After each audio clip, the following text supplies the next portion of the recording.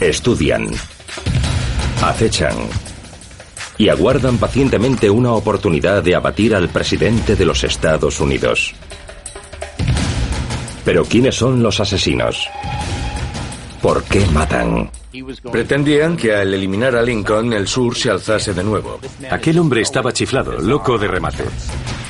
¿Y cuáles son sus razones secretas para querer cambiar el mundo? Aquel idiota consiguió su propósito. Se marchó. Y eso es inquietante. Hay quienes creen en la existencia de un libro. Un libro que contiene los secretos mejor guardados de los Estados Unidos de América. Un libro cuya propia existencia solo conocen un puñado de elegidos. Pero si existiese tal libro, ¿qué contendría? ¿Perfiles secretos? ¿Conexiones secretas? ¿Conspiraciones secretas? ¿Existe realmente el libro de los secretos? El libro de los secretos. Asesinos de presidentes. En el punto de mira. 21 de enero de 2013. Washington, D.C.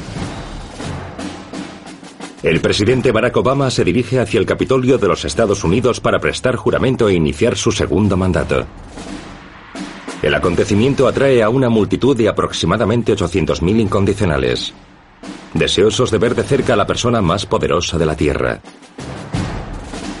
Pero ahí, situados estratégicamente entre ellos, se encuentran los guardaespaldas del presidente, los hombres y mujeres del servicio secreto. Siempre hay una amenaza implícita. El presidente puede ser objeto de un atentado. El servicio secreto registra todos los edificios, sella todas las entradas a las alcantarillas de la avenida de Pensilvania, para que nadie pueda colocar explosivos. Incluso se retiran todos los buzones de correos del recorrido para que nadie pueda colocar una bomba. El nombre en clave del presidente Obama para el servicio secreto es Renegade. Se dirige hacia su proclamación en una limusina blindada estilo Cadillac, conocida como La Bestia. Está diseñada para resistirlo todo, desde explosivos y balas convencionales hasta radiación e incluso ataques biológicos. ¿Pero estaría realmente seguro el presidente si alguien quisiese hacerle daño de verdad?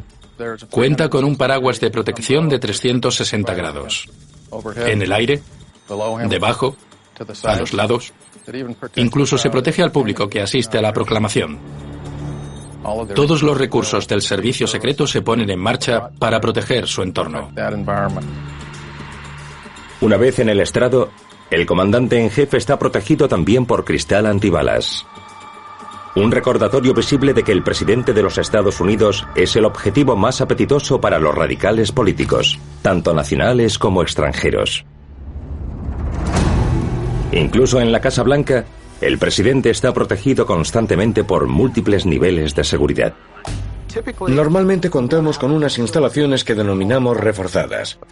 Son unas instalaciones construidas para evitar que alguien dispare con un rifle a la Casa Blanca, que alguien entre con cualquier tipo de explosivo o con nada que suponga cualquier tipo de amenaza para el edificio.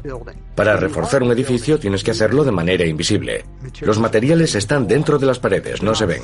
En el exterior el edificio parece normal, y los paneles de revestimiento del edificio también aparentan ser normales. El presidente dispone de un sello presidencial sobre su escritorio y sobre varias mesitas diferentes. Y si da la vuelta a ese sello, suena una alarma y entran corriendo los agentes del servicio secreto. Todos los días, todas las semanas, las amenazas acechan a todos los presidentes que han ocupado el despacho oval. Y con ellas se podría llenar un ejemplar diario del New York Times. 43 hombres han sido presidentes. 4 de ellos fueron asesinados. Hablamos de casi un 10% de índice de asesinatos. Otros 4 han sufrido tentativas de asesinato. Algunos se han salvado por muy poco. Eso significa casi un 20% de tentativas de asesinato. Ningún otro cargo en la historia del mundo moderno ha sufrido un porcentaje tan alto de asesinatos y tentativas como el de la presidencia de los Estados Unidos. En el caso del presidente Barack Obama, el número de amenazas a su vida es especialmente alto. Cuando eres el primero en algo es un hecho histórico. En este caso en particular, el presidente Obama es el primer afroamericano y cualquier cosa que pudiese hacerle daño se convertiría también en un hecho histórico. Cuando Obama fue nominado en el verano de 2008 en la Convención Nacional Demócrata en Denver, hubo una conspiración skinhead para asesinarle. Ese mismo octubre, antes de que se celebrasen las elecciones, hubo otra conspiración skinhead en Tennessee para asesinar a Obama. Hubo otra conspiración de un hombre que actuaba en solitario y que pretendía hacer estallar una bomba sucia en Maine durante los festejos de la proclamación. Así que la amenaza o intento de asesinato es muy real. Pero ¿cómo se enfrenta el servicio secreto a tal volumen de amenazas contra la vida del presidente? ¿Se tratan todas con el mismo grado de rigor? ¿O hay algunas que se descartan como amenazas baldías o ficticias? Cuando el servicio secreto detecta una amenaza contra el presidente, se evalúa rápidamente. El servicio secreto categoriza los niveles de amenaza. Hay una clasificación, por así decirlo, de niveles de amenaza. Se considera que los individuos de clase 1 y clase 2 son menos capaces o tienen menos probabilidades de llevar a cabo sus planes. Pero un clase 3 está considerado el más peligroso. Una persona de clase 3 es alguien con experiencia militar, familiarizado con las armas y con medios para ejecutar su amenaza. Tiene el deseo y tiene la capacidad para planificar y ejecutar. Esa persona supone un peligro extremo para el presidente y la vigilamos muy estrechamente. Fort Stewart, Georgia, agosto de 2012. 4 soldados en activo y licenciados del ejército de los Estados Unidos, miembros de un grupo terrorista llamado FEAR, siglas en inglés de por siempre presentes, siempre preparados, son detenidos. El objetivo y propósito de FEAR era derrocar al gobierno, y eso incluía el asesinato del presidente. Y por las pruebas que se encontraron, no era una amenaza baldía. Habían adquirido y almacenado $87.000 en rifles de asalto del ejército, miles de cartuchos de munición, tannerite, que es un explosivo. Además de su adiestramiento militar, practicaban en campos de tiro. Había miembros de su organización que habían sido entrenados como francotiradores por el gobierno de los Estados Unidos. La persona acusada de ser el cerebro del grupo anarquista era un soldado en activo del ejército de los Estados Unidos llamado Isaac Agigi. Reclutó a miembros del destacamento militar de Fort Stewart, Georgia. Ellos se veían como auténticos patriotas y su misión era asesinar al presidente. Los anarquistas quieren deshacerse de los gobiernos y ocuparse de las masas. Se creen héroes. Creen que representan la voluntad de un pueblo que tiene miedo a hacer lo mismo que ellos. Desde la detención de Agigi, 5 miembros más del grupo militar secreto han sido detenidos. ¿Pero significa esto que FEAR ya no supone una amenaza? Podría haber más miembros de este grupo en libertad. La totalidad de la información de que disponemos todavía no se ha hecho pública. La historia nos ha demostrado que una persona sin apoyo, sin entrenamiento y sin experiencia puede atentar contra el presidente de los Estados Unidos. Y si hablamos de soldados entrenados por los Estados Unidos, inteligentes, con experiencia en combate, evidentemente, la amenaza es muy real. ¿Es realmente posible proteger al presidente de los Estados Unidos? ¿Son los métodos del servicio secreto tan modernos y tan a prueba de fallos como para que podamos descansar tranquilos pensando que el comandante en jefe no está en peligro? ¿O es solo cuestión de tiempo que la bala de un asesino, una vez más, cambie el curso de la historia?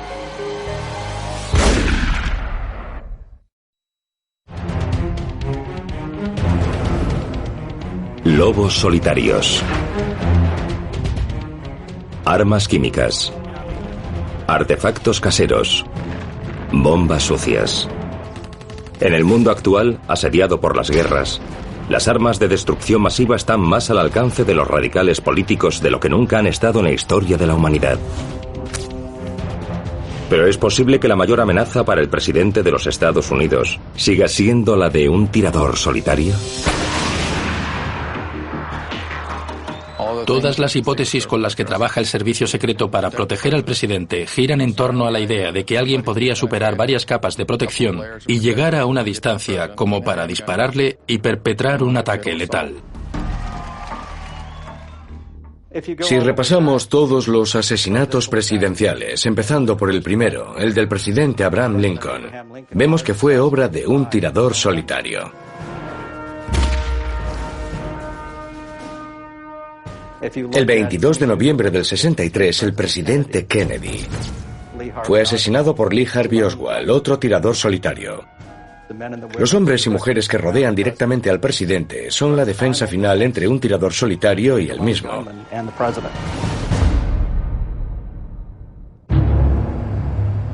En septiembre de 1975, el presidente Gerald Ford estuvo a punto de convertirse en el quinto presidente de los Estados Unidos en caer víctima de un tirador solitario. No una, sino 2 veces en un plazo de 2 semanas. Lynette Squeaky Fromm y Sarah Jane Moore se convirtieron en las 2 primeras mujeres de la historia, y únicas hasta la fecha, en intentar acabar con la vida de un presidente de los Estados Unidos. Gerald Ford es el único presidente que ha sufrido 2 intentos de asesinato. Squeaky Fromm pertenecía a la familia de asesinos Manson y decidió intentar matar al presidente Ford. Sin embargo, ni siquiera llegó a disparar. Fue reducida por el servicio secreto. La otra mujer, Sarah Jane Moore, sí disparó contra el presidente Ford, aunque falló por tan solo 15 centímetros.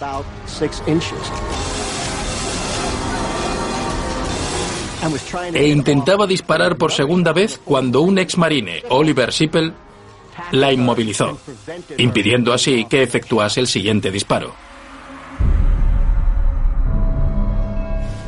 Washington, D.C., 30 de marzo de 1981. Tras pronunciar un discurso en el Hotel Washington Hilton, el presidente Ronald Reagan es escoltado por el servicio secreto hasta su limusina. Yo precedía al presidente hacia nuestra salida del Hotel Washington Hilton, que era la entrada y salida VIP. Cuando salimos a la calle, vi que había gente a mi izquierda. Y cuando el presidente se dirigió hacia la puerta trasera derecha de la limusina, sonaron los disparos. Yo me volví inmediatamente hacia mi izquierda cuando oí los disparos. Saqué mi arma y vi a un individuo disparando en mi dirección. El asesino frustrado es un varón blanco de 25 años. John Hinckley Jr. El agente Tim McCarthy se interpuso entre el arma y el presidente y recibió una bala en el estómago que muy bien podría haber alcanzado a Reagan. Los agentes hacen ese juramento. Son muy valientes, son muy patriotas y juran recibir una bala por el presidente. El agente especial al mando, Jerry Parr, actuó inmediatamente para evacuar al presidente de la línea de fuego y lo introdujo en la parte trasera del vehículo. Se dispararon 6 balas y la que hirió al presidente fue una que rebotó en la puerta de la limusina. Jerry no encontraba ningún orificio de bala y no había sangre, pero como un minuto después de que el coche hubiese abandonado el hotel, Jerry se fijó en que al presidente le salía sangre de la boca y decidió dirigir los coches al hospital y no a la Casa Blanca. Además del agente del servicio secreto, Timothy McCarthy, las otras víctimas del ataque fueron un agente de policía, Thomas Delahanty, y el secretario de prensa de Reagan, James Brady, que sufrió un impacto de bala en la cabeza que le discapacitó de por vida. Pero tras el caos, surgieron 2 preguntas. ¿Quién era John Hinckley Jr.? ¿Y por qué intentó matar al presidente? John Hinckley era hijo de un petrolero tejano. Al parecer estaba obsesionado con la actriz Jodie Foster. Creyó que si hacía algo que le convirtiese en famoso, como matar a un presidente, conseguiría tener una relación con la actriz. No estaba en su sano juicio. El 21 de junio de 1982, John Hinckley Jr. fue declarado no culpable por enajenación mental, un veredicto que dejó perpleja a la acusación y enojó a todo el país. ¿Pero era realmente John Hinckley Jr. otro tirador solitario más con problemas mentales? ¿O formaba parte, como creen algunos teóricos de la conspiración, de una trama clandestina de mayor magnitud? Para comprender cualquier tipo de terrorismo, cualquier tipo de asesinato, incluso de desestabilización, hay que establecer un marco conceptual. Tenemos primos, topos y técnicos. Por primos se entienden los típicos individuos solitarios, desquiciados, con problemas. Después tenemos los topos, dentro de las instituciones del gobierno. Esos topos están ahí para asegurarse de que no detienen a los primos. Y después están los que rara vez vemos, que son los técnicos. Normalmente son profesionales con preparación. En el lugar del atentado de Reagan, es muy posible que hubiese un primo, John Hinckley, un psicótico que probablemente no tenía mucha idea de lo que estaba pasando. ¿Pero hay alguna prueba de que Hinckley fuese un simple primo? Y si así fuese, ¿quién más estaría involucrado? Judy Woodruff afirmó haber oído un disparo que procedía de un alféizar que se encontraba sobre la limusina presidencial y desde el que había un ángulo mejor hacia el presidente Reagan. Pero esa historia se ha disipado. Se ha desvanecido. El día después del atentado de Reagan, el Houston Post publicó en titulares que el hijo de Bush había cenado con el hermano de Hinckley. Las familias Hinckley y Bush se conocían. Ambas estaban en el negocio del petróleo de Texas. Y Scott Hinckley y Neil Bush, el hijo de George H.W. Bush, eran amigos. Estas conexiones han alumbrado teorías de la conspiración, según las cuales la familia Bush estaría detrás del intento de asesinato de Reagan. ¿La conexión entre las familias Hinckley y Bush era simplemente una extraña coincidencia? Tal vez. Aunque el pasado de George H.W. Bush como director de la CIA le ha colocado a él y a su familia bajo mayor escrutinio y sospecha que a ningún otro presidente de los Estados Unidos. Lynette Squeaky Fromm, Sarah Jane Moore, John Hinckley Jr., todos declarados mentalmente incapacitados. Y sin embargo, todos capaces de burlar varias capas de protección del servicio secreto. ¿Pero cómo? ¿De verdad la idea de una conspiración política es tan descabellada? ¿O encontraremos la verdad en el examen de 4 intentos de asesinato anteriores que no fracasaron?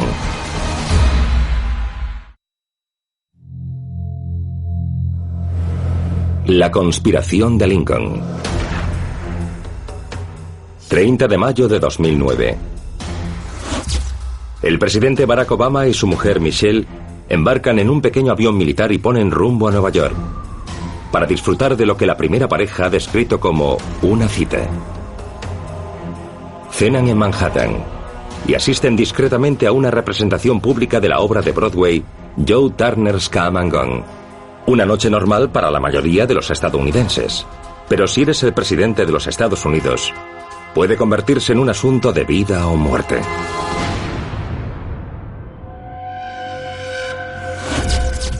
Cada vez que sales de la Casa Blanca con el presidente eres vulnerable. Los lugares más vulnerables son los que pensamos que nadie conoce.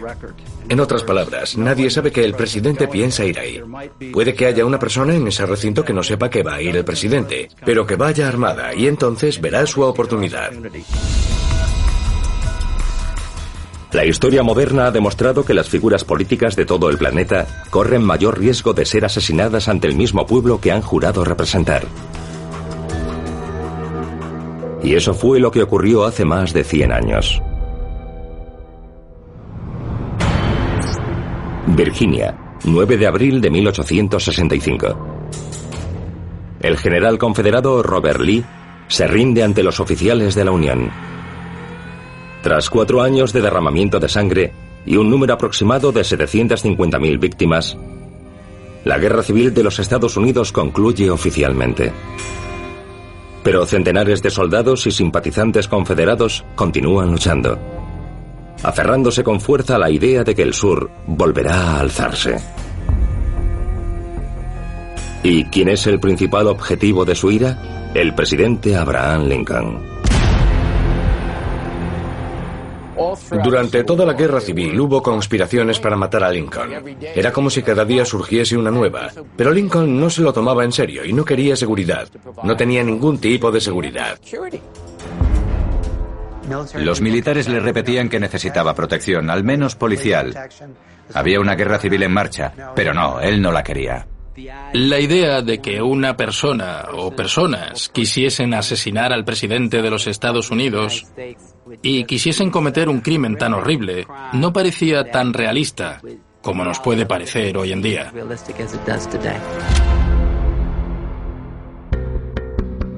A pesar del nivel de amenaza y de que la antigua frontera confederada se encuentra a menos de 5 kilómetros en Virginia, el 14 de abril, el presidente Lincoln y su esposa deciden asistir en el cercano Teatro Ford a la representación de la comedia Our American Cousin.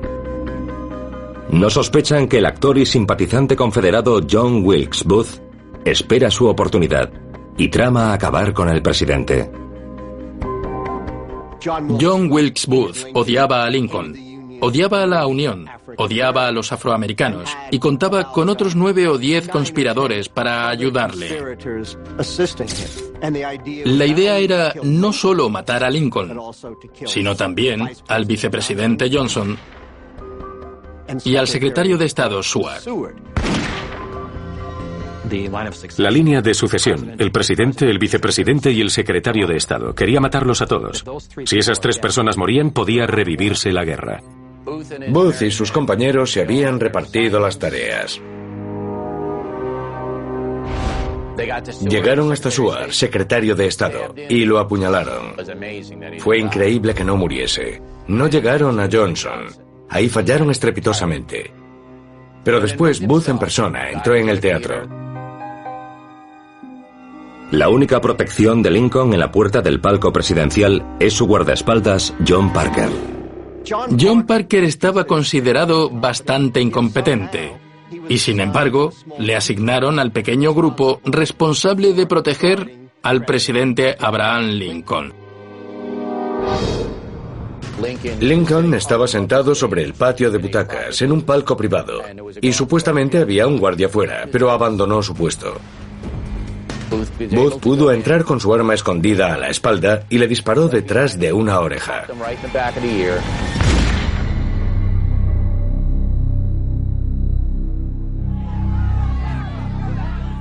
Fue una locura, una vergüenza. Aquel idiota consiguió su propósito, porque no había seguridad, ni más ni menos.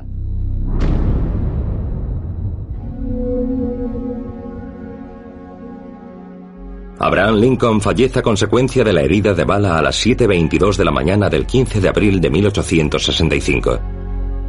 Es el primer presidente de los Estados Unidos asesinado. 10 días después, John Wilkes Booth también caería muerto por arma de fuego, tras ser perseguido y atrapado en un granero de Virginia. Pero la muerte del asesino dejó varias preguntas. ¿Booth y sus conspiradores eran realmente simples simpatizantes confederados? ¿O formaban parte de un complot mayor? La gran pregunta en la conspiración de Lincoln es si hubo un complot mayor en el que estuvo involucrado el gobierno confederado el Servicio Secreto Confederado y tal vez incluso Jefferson Davis, el presidente de los Estados Confederados. John Wilkes Booth tiene numerosas conexiones con los Estados Confederados, eso es innegable. Visita el Hotel St. Lawrence en Montreal, Quebec, donde se sabía que se alojaba el Servicio Secreto Confederado. Y cuando se produce el tiroteo, sale por la puerta trasera, se dirige a Virginia, huye y se reúne con miembros del Servicio Secreto Confederado como Samuel Matt y otras personas. Pero si se trataba de una conspiración confederada para derrocar al gobierno, ¿por qué no se atentó contra el segundo hombre más poderoso de Washington, el secretario de guerra, Edwin Stanton? Stanton hace bastantes cosas inusuales que apuntan a su complicidad en el asesinato. Lincoln solicita a 2 personas para su protección esa noche, y Stanton le niega a ambos el acceso al presidente. Lo más llamativo en la historia de Stanton es que Booth llevaba un diario. Ese diario fue entregado a Stanton. Y 17 páginas desaparecieron de ese diario. Tal vez lo hizo Booth. Me encantaría saber qué pasó con esas 17 páginas y qué se decía en el diario de John Wilkes Booth. Si hubiese un libro de los secretos, tal vez diría, ¿por qué Parker, el hombre que abandonó su puesto y que en teoría debía proteger a Abraham Lincoln, bajó al bar a beber algo? ¿Por qué no lo procesaron? ¿Por qué? Se marchó. Y eso es inquietante. ¿Es posible que el asesinato de Abraham Lincoln fuese algo más que una trama urdida por simples simpatizantes confederados descontentos? ¿Pudo haber sido un intento de golpe de Estado, organizado por un miembro importante de su propio gabinete? Para asegurarse de que el sur sería castigado con dureza durante la posguerra. Si así fuese, ¿significaría eso que John Wilkes Booth no fue más que un primo? ¿Un peón en un juego político mucho mayor? Esa fue la defensa de otro presunto asesino presidencial, que actuó casi 100 años después. Un hombre llamado Lee Harvey Oswald.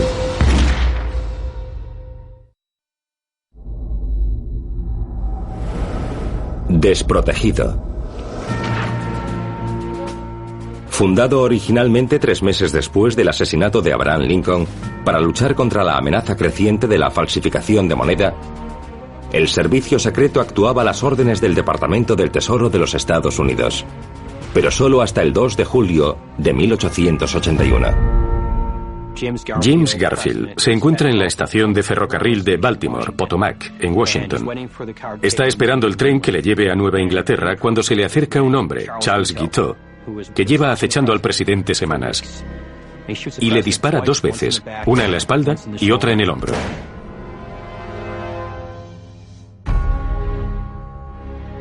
A diferencia de su predecesor John Wilkes Booth, el asesino Charles Guiteau presuntamente actuó solo para cometer el asesinato del presidente. Y mientras Booth posiblemente sufría delirios de grandeza, Guiteau estaba mentalmente incapacitado. Incluso durante el juicio por el asesinato, Guiteau bromeó con los medios. Se puso a bailar ante su propia horca e intentó actuar ante el público. Aquel hombre estaba completamente chiflado, loco de remate. Tras el asesinato del presidente Garfield, el servicio secreto recibió la orden oficial de proteger la vida del comandante en jefe, aunque solo a tiempo parcial. Hasta 2 décadas después, en 1901, cuando otro presidente de los Estados Unidos se convertiría en objetivo de una conspiración secreta. El 6 de septiembre, el presidente William McKinley viajaba a Buffalo, Nueva York, para asistir a la Exposición Panamericana, una feria mundial que había atraído a decenas de miles de estadounidenses. En un acto en el Templo de la Música, McKinley saludaba al público, mientras 3 agentes del servicio secreto no se separaban de su lado.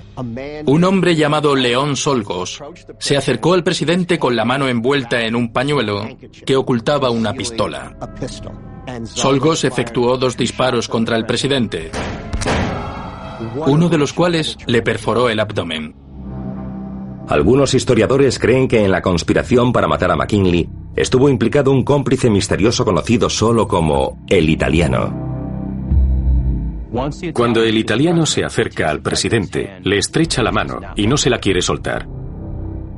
Los agentes le sacan del escenario y dejan al presidente completamente expuesto, sin protección alguna del servicio secreto.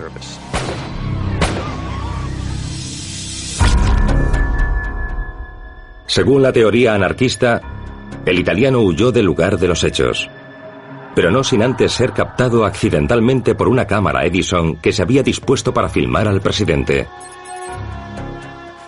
Curiosamente, este hombre mira directamente a la cámara.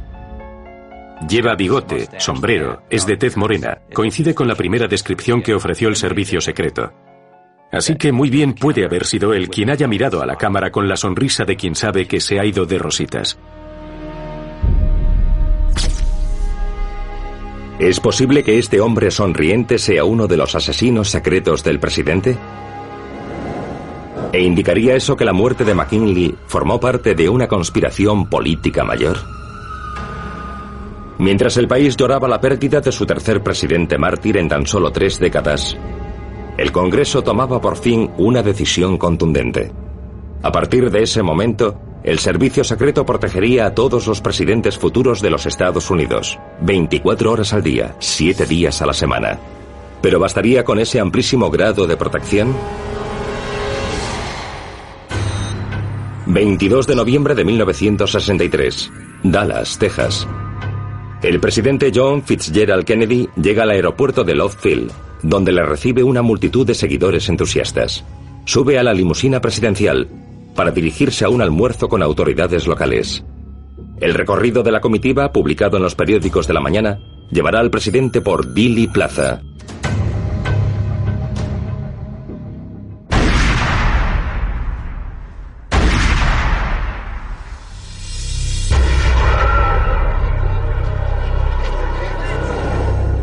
We just have a report from our correspondent Dan Rather in Dallas that he has confirmed that President Kennedy is dead.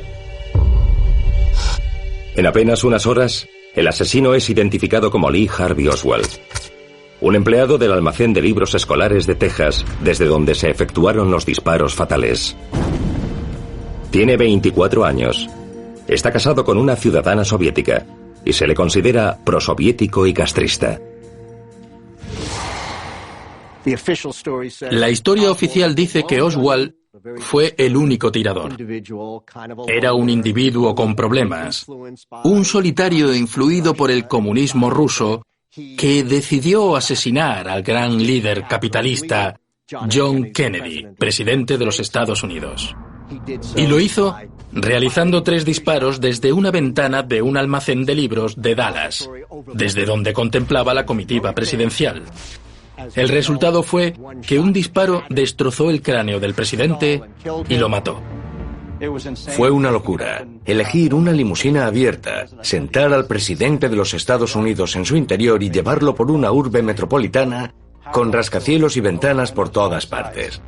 Si le preguntásemos a cualquier agente de los que estuvieron allí aquel día, nos diría que fracasaron miserablemente. Aprendimos mucho del asesinato del presidente Kennedy. Perdimos nuestra inocencia como país. Yo me enrolé como agente 8 años después de su asesinato. Todavía estaba fresco en la memoria de todos. Sabíamos la importancia de lo que estábamos haciendo para evitar que se repitiese algo así.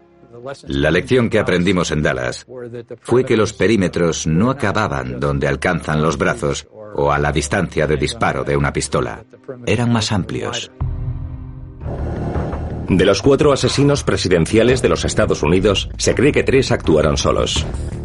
Pero en los meses y años posteriores a la muerte del presidente John Fitzgerald Kennedy, docenas de teorías de la conspiración literalmente han encontrado un público dispuesto a creerlas. Muchas son descabelladas, algunas preocupantemente creíbles. Pero ninguna ha logrado demostrar que el informe oficial publicado por la Comisión Warren en 1964 no ofrezca un relato preciso de los hechos. Se han apuntado todo tipo de conspiraciones. Los militares lo mataron porque no querían que abandonase la guerra en Vietnam. Castro lo mató en venganza por haber intentado su asesinato. Los rusos lo mataron por su victoria en la crisis de los misiles cubanos. Lyndon Johnson lo mató para llegar al cargo de presidente de los Estados Unidos. En el caso del asesinato de JFK, Oswald lo hizo. Oswald era un pobre diablo. No se contratan personas así. Pero si fue así, ¿por qué persisten las teorías de la conspiración? El presidente tenía un vínculo místico especial con el pueblo estadounidense. Y es muy difícil creer que un asesino solitario, especialmente una persona normal, pueda acabar con la persona más poderosa del país. Nos hace sentir muy vulnerables que los presidentes, con todo su poder, con todo su prestigio y protección, puedan ser abatidos con tanta facilidad. En los 50 años transcurridos desde el asesinato del presidente Kennedy, el servicio secreto ha protegido con éxito a cada uno de los 9 presidentes que le han sucedido. ¿Pero podrían las tecnologías emergentes suponer nuevas amenazas? ¿Y cabe la posibilidad de que incluso en el servicio secreto haya infiltrados que pretendan matar a la persona más poderosa de la Tierra?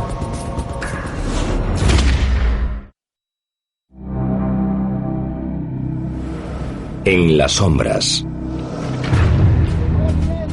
Irónicamente, entre las herramientas más valiosas para la protección del presidente actual de los Estados Unidos y de los futuros, se encuentran las lecciones aprendidas en los 4 asesinatos presidenciales del pasado y en las casi 2 docenas de tentativas fallidas. En cada asesinato o tentativa, el servicio secreto rebobina y disecciona completamente la situación. La estudia desde todos los ángulos posibles e intenta determinar qué salió mal y cómo evitarlo para que no vuelva a ocurrir jamás. Se han hecho bastantes cambios que son visibles. Se utilizan más magnetómetros y la prensa está constantemente vigilada. Pero aunque con estas nuevas medidas se confía en evitar que se repitan los errores del pasado, ¿tiene alguna posibilidad el servicio secreto de estar preparado para los nuevos peligros emergentes? 1 de noviembre de 2012.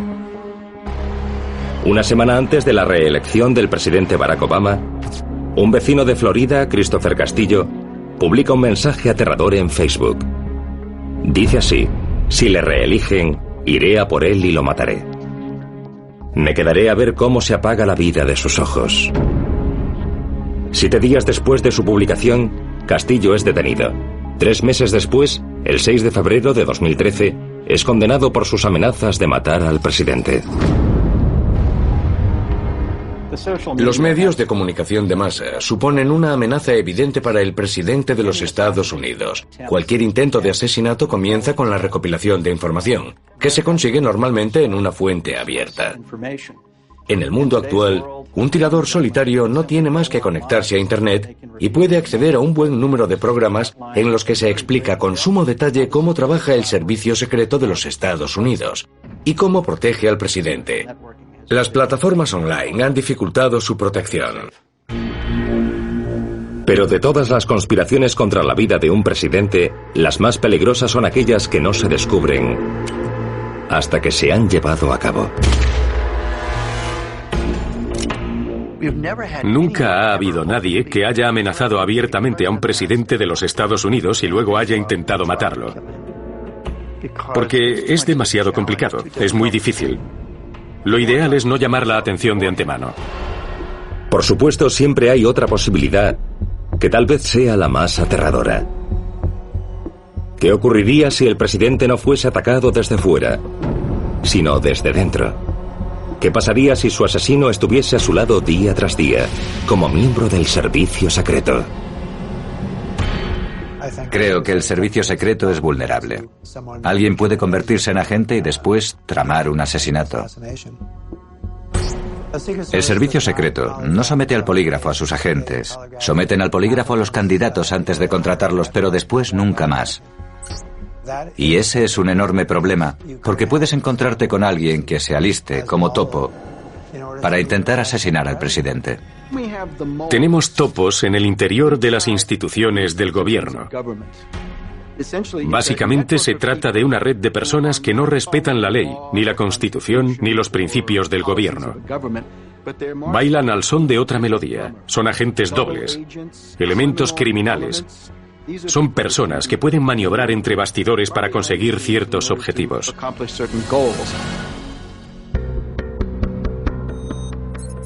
Es solo cuestión de tiempo que otro presidente estadounidense se encuentre en el punto de mira de los objetivos políticos o incluso personales de un asesino. ¿Alguna vez podrán estar seguros al 100%? Proteger al presidente es un trabajo imposible, porque los presidentes al final deciden qué protección quieren. Y si un agente le dice que no se acerque a la gente, el presidente puede ignorar esa sugerencia. La necesidad del presidente de hacer campaña, pronunciar discursos, estrechar manos y participar en los actos oficiales es la mayor amenaza para quien ostenta el cargo supremo.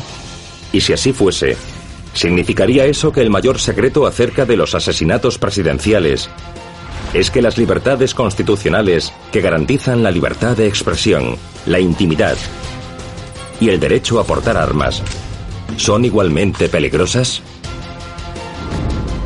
Tal vez.